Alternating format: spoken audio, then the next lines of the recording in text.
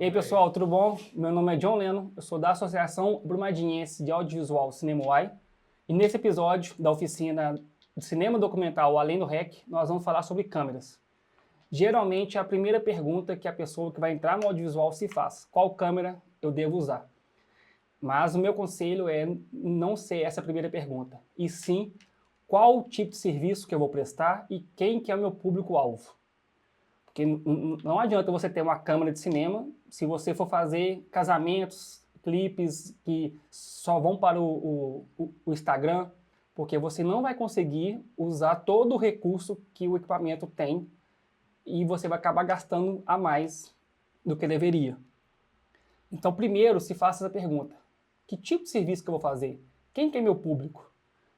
Não vá na cabeça de fulano, de ciclano, não vá na minha cabeça. Usa o que eu estou falando como referência para você aprofundar no assunto, pesquisa, veja review de youtuber famoso, tanto youtuber não famoso, para você comparar, porque às vezes o famoso é patrocinado pela marca, então ele vai falar bem. E enfim, não limite-se apenas uma opinião, procure mais. E aí, câmera, essa aqui foi a minha primeira câmera, é uma câmera digital da Fujifilm. A gente usava na Nasal Produções, era um grupo antigo de comédia aqui da cidade. A gente usou na época de 2004 a 2009. Nós fizemos várias esquetezinhas, porque a câmera só gravava 8 minutos, que a gente tinha um cartão de 4 minutos, de 4 GB só. Ela só gravava 8 minutos, então a gente fazia pequenas piadas, depois nós juntamos e virou um filme de 1 hora. Apresentamos aqui na cidade e tudo, e era bem amador, mas foi bacana.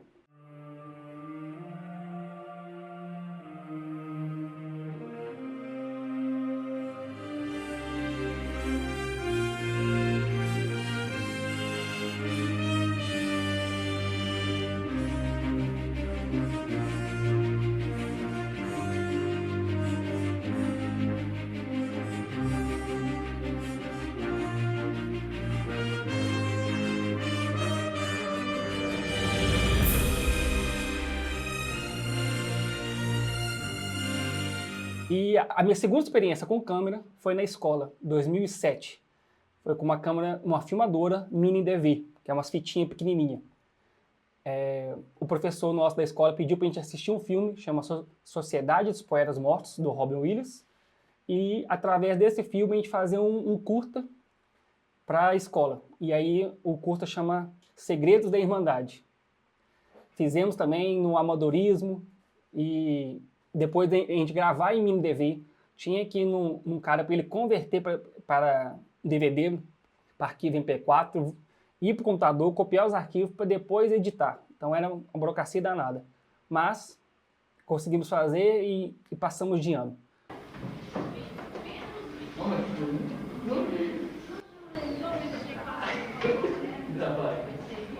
Eles queriam levar essa história adiante, então resolveram fundar um grupo.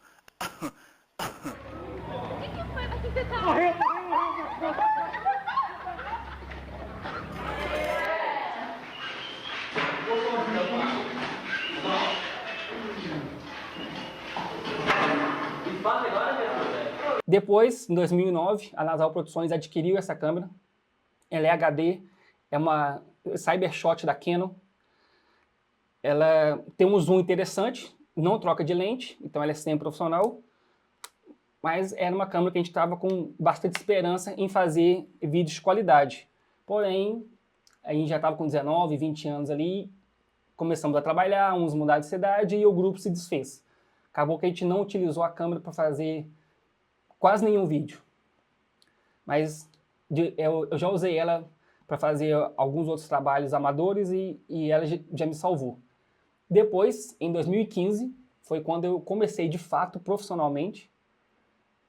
O fotógrafo do meu casamento, Wagner Perdigão, me chamou para trabalhar com ele em filmagem de casamento e eu adquiri uma Canon 60D e uma lente 50mm. A Canon já é uma câmera cropada. Então, a hora que eu usei a 50mm, ela vira quase 80, 100 por ali. E aí, limitava muito o espaço. E meu sócio, que é o meu sobrinho, o Brendo Campos, ele usava uma T5i com uma 28mm, também era cropada. Então 28 virava um 50 por ali. E a gente passou muito aperto, porque essas câmeras da Canon, o ISO dela estourando no máximo é 1200. E para você ter uma qualidade boa ali, você tinha que usar a abertura no máximo da lente. O foco era manual, então abertura no máximo. Qualquer mexida que os noivos dessem, a gente tinha que mudar.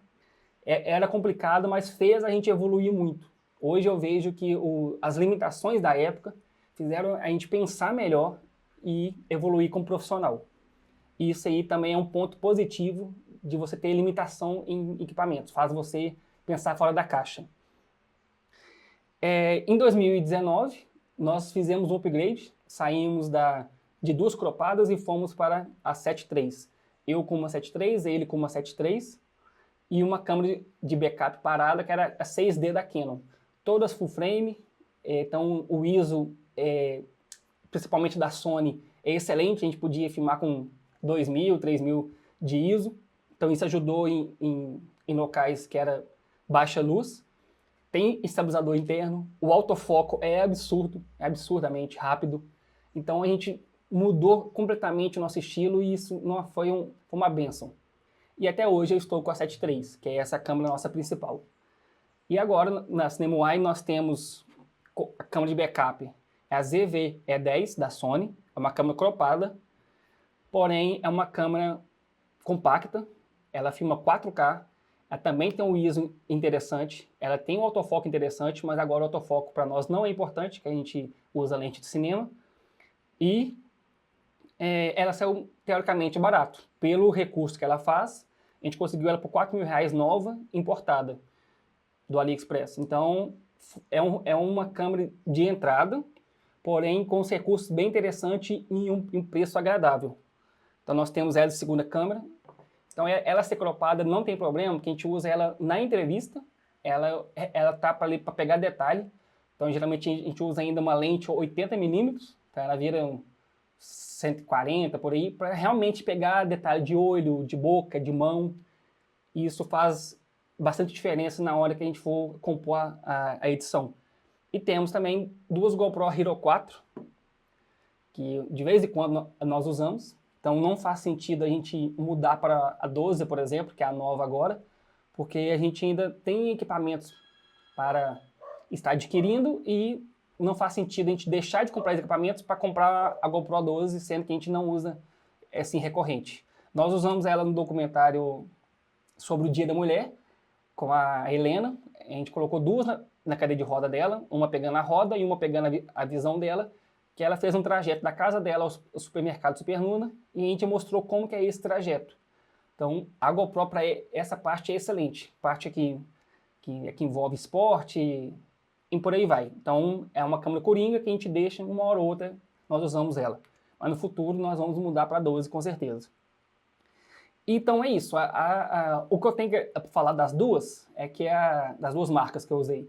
A Canon, eu gosto um pouco mais das cores dela, ela é um pouco puxada para magenta, o tom de pele dela eu gosto. Os acessórios e a câmera em si é um pouco mais barata do que a da Sony, mas não, as que eu usei, né? Não tem estabilizador interno, o ISO só vai ter 1200, não tem um autofoco. Depois eu acho que começou isso na série R, eu acho que a 5D Mark IV também. Enfim, mas essas aí eu já não trabalhei com elas, então eu não posso falar delas. Estou focando mais aqui em câmera de entrada. E a Sony, ela já tem, vamos supor, essa câmera de entrada da Sony, ela já tem o autofoco excelente, o ISO muito interessante, filma 4K e um preço interessante, que é R$4.000. Porém, ela consome mais bateria do que a Canon, e os acessórios da Sony, lente, tudo, geralmente são mais caros do que a da Canon. Essas são, acho que as principais diferenças assim, que eu posso estar falando. Então agora eu vou estar mostrando como que eu faço a pesquisa para estar mudando de equipamento. Lembrando que o jeito que a gente faz o documentário na Cinema Eye é um jeito completamente fora do da linha documental tradicional, que geralmente é uma câmera, um microfone e pronto. O documentário não se importa muito com a câmera tremida, com o ISO estourado ou com o ISO granulado, não importa com isso. O importante do documentário é a história a se documentar. Mas nós, da CinemaY, estamos tentando criar um novo estilo de documentário, que é o cinema documental, para justamente chegar mais próximo possível de filme. Que quando você assistir nosso documentário, você não conseguir diferenciar pela qualidade, se é filme ou se é documentário. Então a gente quer chegar nesse nível. Então por isso que a gente usa muito equipamento que é voltado para o cinema, a gente usa no documentário. Então ao longo da oficina eu vou estar mostrando para vocês que a gente realmente complica as coisas, justamente porque a gente quer aproximar o máximo possível do cinema. Vai que daqui uns 4, 5 anos a gente consiga chamar a atenção de alguma produtora grande, algum stream, e a oportunidade que aparece é para fazer filme ou séries que não seja documentário. Se a gente já começar hoje a treinar a linha cinematográfica, quando chegar a oportunidade, a gente já vai estar mais familiarizado com as técnicas, com os equipamentos e por aí vai. Então esse é o nosso objetivo. Só relembrando, não usa a minha opinião como única, usa ela como base para você pesquisar outras opiniões. Então eu vou estar mostrando aqui como que eu faço a pesquisa para trocar de equipamento e o que eu olho de fato na câmera.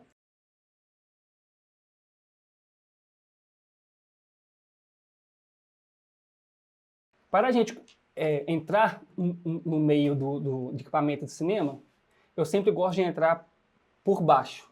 Não adianta eu querer uma Red, uma Mini Ursa, uma Sony FX3 e por aí vai, sendo que eu não tenho experiência e expertise para trabalhar com tal equipamento. Então eu gosto de entrar com equipamento de entrada, para mim ir aprendendo, para mim passando as dificuldades, para mim tá superando e tá melhorando todo o workflow para estar 100% na hora que pegar uma câmera bruta.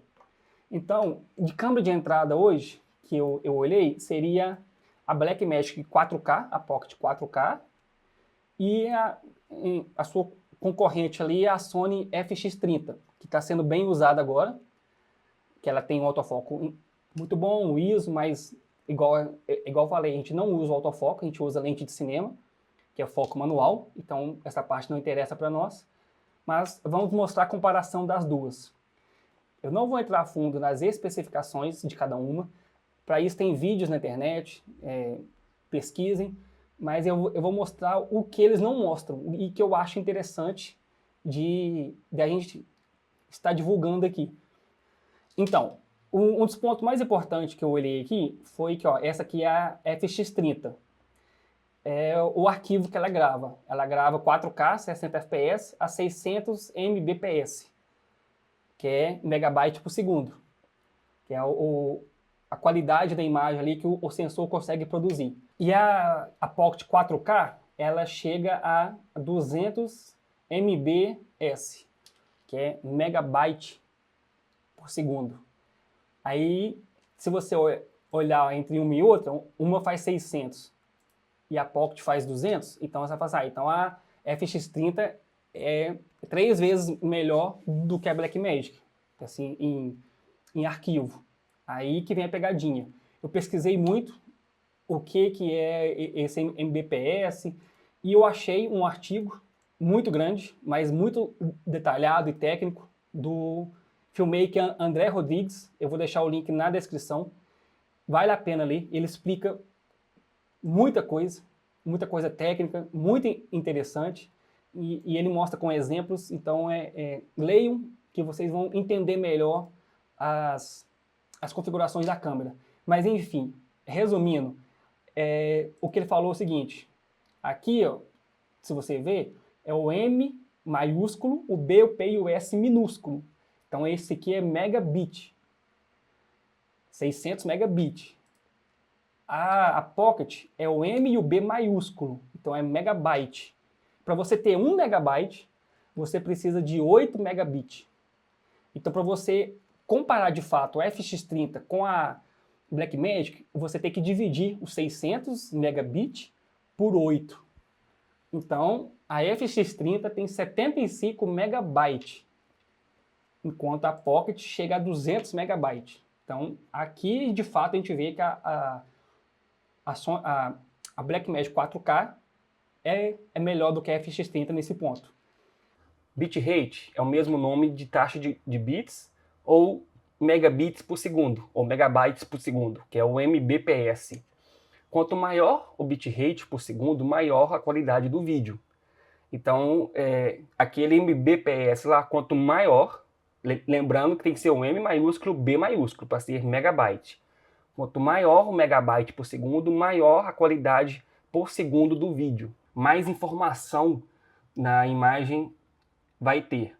Se a gente filmar em Full HD a 60 megabits por segundo, aqui está megabits. Em 30 quadros, nós vamos ter 2 megabits por segundo. Em 60 quadros, que é 60 fps, vamos ter 1 megabits por segundo. Em 120 fps, nós vamos ter 0,5 megabits por segundo. Faz uma filmagem com FPS maior, a qualidade fica inferior. É por isso, porque vai subtraindo os megabits por segundo. Sem contar que ao que você compra a Blackmagic, você ganha uma chave de ativação do DaVinci Resolve, que eu acho que é o melhor programa para você corrigir cor. Não que eu não possa corrigir em outro programa, igual o Adobe Premiere, mas o DaVinci Resolve ele foi feito para correção de cor. E se eu fosse comprar ele separado, ele é mais de R$1.000. Então, além da FX30 ser mais caro, das faixas de 11.700, a Blackmagic 4K está na faixa de 8.900.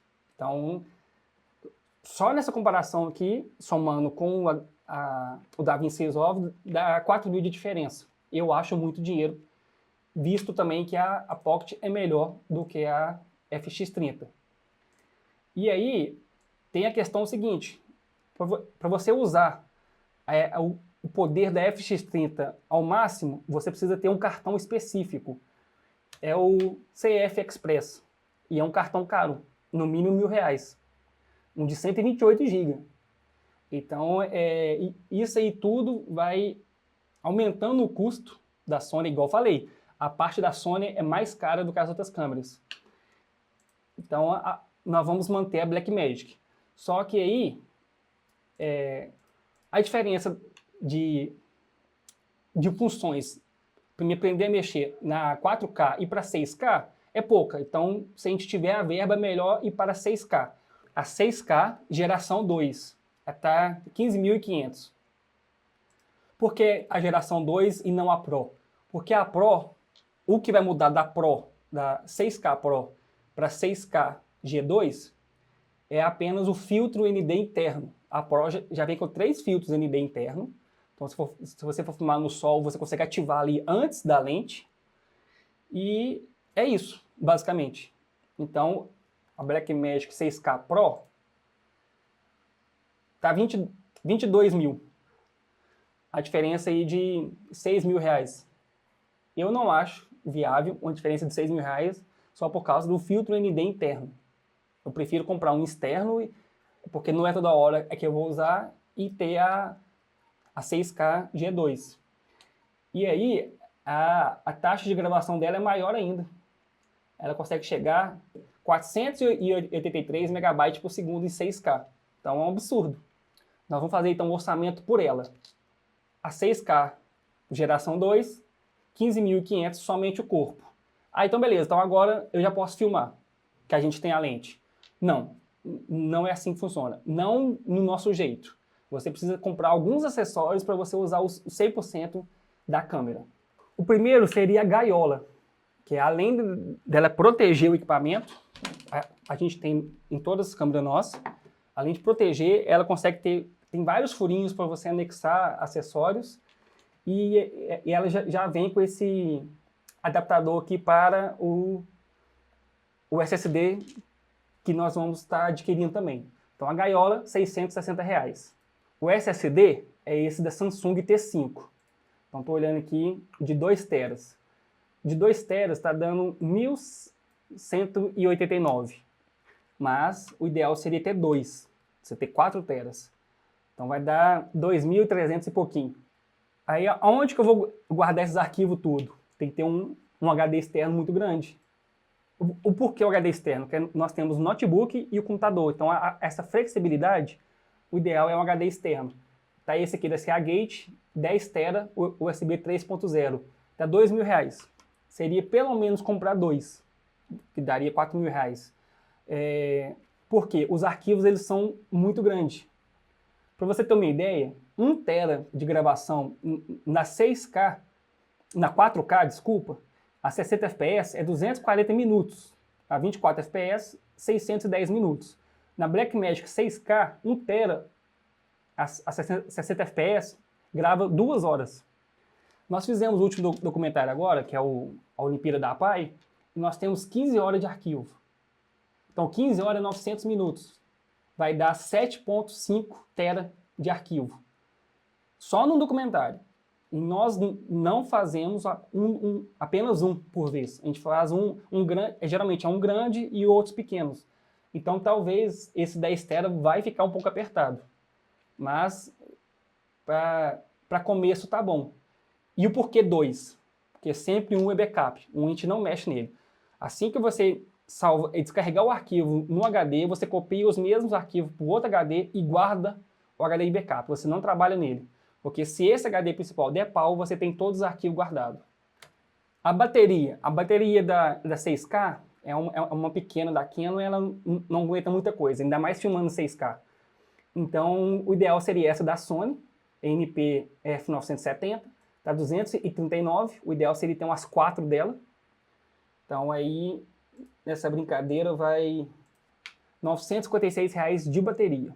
Como é uma bateria externa, você precisa de um plate, de um adaptador de bateria, que seria esse da Small Rig, ele está R$ 375. Você coloca a bateria aqui em cima e ele tem o cabo que ele liga na Blackmagic e alimenta ela.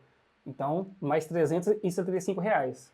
Aí você fala assim, beleza, então agora com esses equipamentos eu já posso sair filmando. No nosso caso, não. Por quê? A gente está orçando aqui uma câmera e a gente trabalha com 2. Só que aí, hoje, a gente não consegue viver do documentário. Até hoje, a gente não recebeu nenhum real por documentários que nós fizemos. A gente está realmente levantando o nosso nome primeiro. E a gente precisa fazer outros tipos de serviço para estar conseguindo bancar a gente para a gente estar fazendo os documentários. Então, a gente precisa de uma câmera híbrida, que é essa A7 III. Então, ela é compacta, ela é fácil de mexer, então a gente tem que, o ideal seria a gente manter ela até a gente conseguir viver somente do documentário, aí sim a gente compra outra câmera de cinema. Só que para manter a 7.3, a diferença de imagem vai ser muita, porque uma vai estar gravando em RAW e essa aqui vai estar gravando normal em MP4. Aí nós precisamos de um monitor gravador. Esse monitor gravador é o do Atomos Ninja V5. Ele está R$ 7.400. Além dele ser um monitor, ele é um gravador em ProRes 422 a 10 bits. Só que a nossa câmera não é 10 bits. A nossa câmera é 8 bits. Então ela não consegue gravar os 10 bits porque a fonte não é 10 bits. Esse aqui é só para você entender, é o quadro de comparação de 8, 10 e 12 bits. Os pixels de cor, como que eles vão ficando mais suavizados até chegar num 12 bits ali que está excelente. Então a nossa é 8 bits. Mesmo a gente gravando no monitor externo, vai ficar 8 bits. Mas a gente já vai estar gravando em ProRes, que a gente consegue ter uma imagem semelhante ao da 6K Pro. Da 6K geração 2, desculpa. O bit, então, é a quantidade de cor que existe ali no sensor. O sensor 8-bit, ele vai ter 256 cores verdes, vermelhas e azuis. Então, vai ter uma possibilidade de 16.777.216 cores. O 10-bit já é 1024 de cada, do vermelho, do verde e do azul. possibilitando mais de 1 bilhão de cores. O 12-bit ele já é 4.096 por cor, por vermelho, por verde e pelo azul, possibilitando mais 68 bilhões de cores. Então isso aí é o exemplo, o porquê que quanto maior o bit, melhor, porque ele vai ter mais qualidade, ele vai ter uma maior gama de cor. Logo, a nossa 7.3 ela filma a 8 bit. Mesmo o gravador da Atomos Ninja gravar 10 bits, ele não vai conseguir gravar 10 bits porque a nossa câmera só vai enviar 8 bits para ele. Para ele gravar 10 bits, a câmera tem que enviar o sinal de 10 bits para ele, ok? Mas esse gravador, ele também precisa de um SSD. Ele grava também no SSD. Aí ele é esse aqui achei esse aqui da SanDisk, 2 TB por R$ 738. Seria bom a gente ter dois. Então, 1.470 e poucos. Aí fala assim, beleza, então agora a gente tem uma câmera de cinema, a gente tem um gravador de ProRes para câmera 7.3, então agora eu já posso gravar? Ainda não. Não adianta você ter um equipamento de cinema que grava ProRes, em RAW, que dá uma maior flexibilidade na pós-produção, para você tá mexendo com a cor, se você não tem um monitor próprio. Os monitores convencionais não conseguem mostrar a cor real que o equipamento está gravando. Então, para isso, a gente precisa de um monitor para estar fazendo esse color grade. Esse monitor aqui é o da Asus ProArt. Ele é de 32 polegadas, 4K. Tem um monitor dele mais barato de 2K, mas como a gente filmando com uma 6K e o Atomos Ninja gravando a 4K 60 fps, a gente vai começar a renderizar os nossos vídeos a 4K. Então, o ideal seria ter um monitor 4K para você estar fazendo um melhor trabalho ali. Ele está R$ 4.900, um monitor. E por último, não menos importante, é um Color Check. Ele é usado para direcionar a câmera, o tom da cor naquele ambiente. Então, a gente pega esse cartão, tem a parte cinza também, coloca do lado da pessoa que está na entrevista ali no caso, e grava um take com ela. Depois, na pós-produção, a gente mostra esse cartão como referência. Então, ele vai mostrar que esse branco aqui é o branco, esse aqui é o azul. E isso facilita muito na pós-produção. Então, R$ 900, um cartão bom. Esse aqui é da Spyder. Finalizando a nossa conta, nós vamos gastar R$ 38.581 para a gente fazer o nosso próximo upgrade. Temos esse dinheiro? Não. Vamos ter o dinheiro em 2024? Não sei. Às vezes aparece algum patrocinador, algum contrato grande que justifica a gente fazer esse upgrade, que no caso seria um contrato de streaming, ou com alguma produtora, mas hoje nós não temos isso, então não faz sentido a gente fazer esse upgrade. Lembrando que isso aqui não é nem o mínimo para a gente entrar na Netflix. Se a gente tiver interesse na Netflix, nós temos interesse, lógico, mas para entrar na Netflix, a câmera mínima deles, a mais barato, é uma da Lumix BGH1, mas eu não achei ela para vender no Brasil. Tem ela importada pela Brasil Box, tá $2.500. Ela vai chegar aqui por uns R$19 mil, mais ou menos. E tem a Sony FX3, que está aí 25 mil, 23 mil, que é o mínimo que a Netflix aceita. Esse aí foi o jeito nosso, né, que a gente usa para estar mudando de equipamento. A gente olha todos esses detalhes e a gente só vai comprar os equipamentos se a gente conseguir comprar tudo. Que igual eu falei, não adianta a gente ter a câmera se a gente não ter os SSD, para a gente conseguir extrair o máximo da qualidade dela.